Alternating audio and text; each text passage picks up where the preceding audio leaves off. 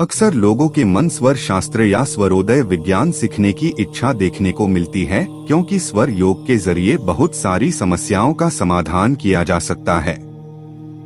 अगर दैनिक लाइफ में स्वर विज्ञान और साधना को आजमाया जाए तो अमेजिंग रिजल्ट देखने को मिलते हैं। पुराने जमाने में वैद्य सिर्फ नाड़ी देखकर व्यक्ति के दुहक को बीमारी को बता देते थे। वो स्वर ज्ञान साधना यानी स्वर साधना की ही प्रैक्टिस का एक हिस्सा है। स्वर ज्ञान साधना कैसे करें? स्वरों की पहचान।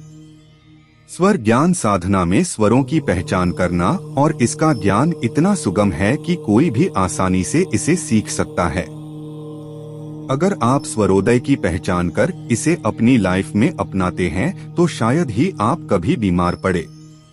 स्वरोदय का ज्ञान हम सिर्फ सांसों के आवागमन को महसूस कर भी कर सकते हैं। हमारे शरीर में इड़ा और पिंगला दो नाड़ियां हैं। स्वर इन दोनों में वैसे ही चलते हैं जैसे कि एक माह में शुक्ल और कृष्ण पक्ष चलते हैं। चांदनी रात में पड़वा के दिन से सूर्यास्त तक 3 दिन चंद्र स्वर इड़ा नाड़ी में चलता है और कृष्ण यानी अंधेरी रात में 3 दिन तक पिंगला नाड़ी चलती है। स्वरों की गणना का ज्ञान इन्हीं दिनों से किया जाता है। वैसे तो नासिका के दोनों छिद्रों से सांस चलता रहता है, लेकिन प्राकृतिक नियम के अनुसार एक छिद्र में दूसरे से कम सांस चलता है। इन्हीं की चाल का ज्ञान स्वरोदय में होता है। एक स्वस्थ व्यक्ति की प्रत्येक नाड़ी अपने नियत समय से 5 घड़ी तक चलती है, फिर स्वर बदलता है। ये क्रम 3 दिन तक चलता है। प्रत्येक स्वर के साथ एक घड़ी तत्व चलता जो कि वायु तत्व से शुरू होता है। इसके बाद आग, जल, वायु, पृथ्वी, आकाश तत्व चलते हैं।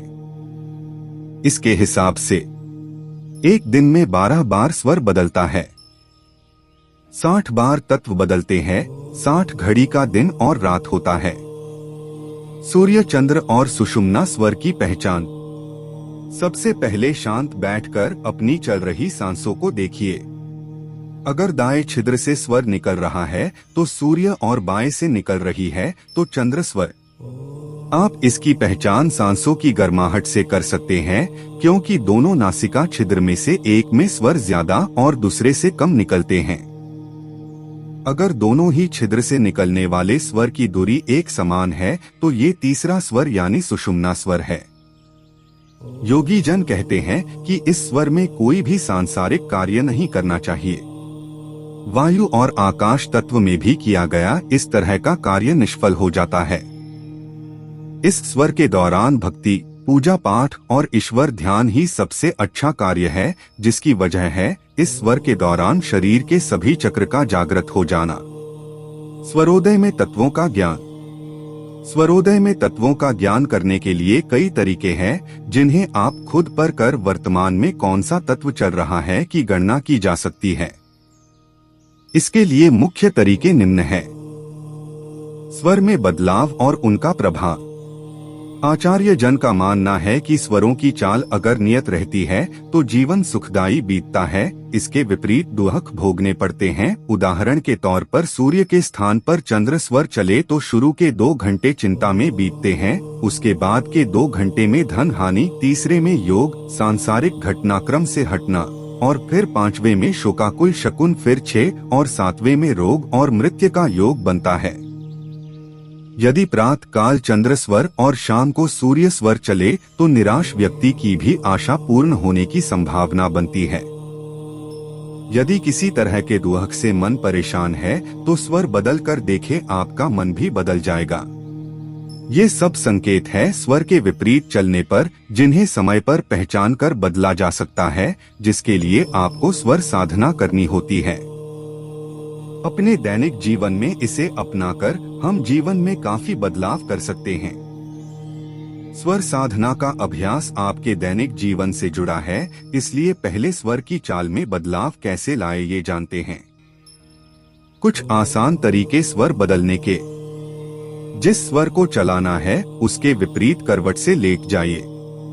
जो स्वर आप बंद करना बटा बदलना चाहते हैं, उस नासिका छिद्र में पुरानी कड़ी रुई की बत्ती लगा दो, दूसरा स्वर चलने लगेगा। आप जितनी ज्यादा मेहनत करते हैं उसके हिसाब से सांस बदलती रहती है। और इसी वजह से स्वर भी बदलने लगता है। लेटकर शरीर की तीसरी पसली को दबाए, पसली उसी तरफ की दबानी जिसके विपरीत आपको स्वर चलाना है। स्वर ज्ञान साधना करे, स्वर द्वारा जीवन में बदला। दिन में चंद्र और रात्रि में सूर्य स्वर चलाने की कोशिश करे। भोजन के समय आधे घंटे तक सूर्य स्वर चलाने की कोशिश करे। रात्रि में अगर जल ग्रहण करते हैं तो उस दौरान चंद्र स्वर 15 मिनट चलाएं। भोजन के बाद जब लेटे तो पहले 8 श्वास दाहिने करवट से, फिर 32 सांस बाएं करवट से लेवे। ऐसा करने वाला व्यक्ति कभी बीमार नहीं पड़ता है।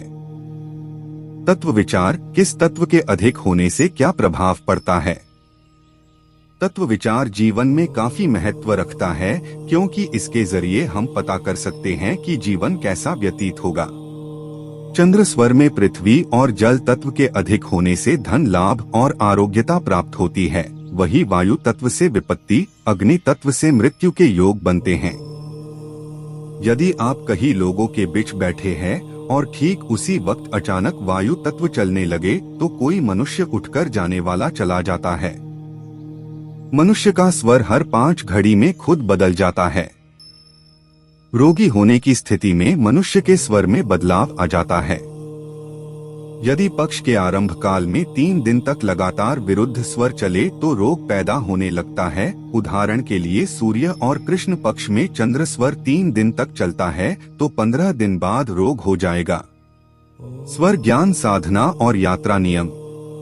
अगर आप कहीं यात्रा पर जाने वाले हैं तो स्वर चाल की पहचान करें जिससे आपको सही लाभ मिल सके। अगर बायां स्वर चल रहा है तो उत्तर पूर्व दिशा में जाने से लाभ मिलता है। इसके विपरीत जाने से हानि और मृत्यु संभव है।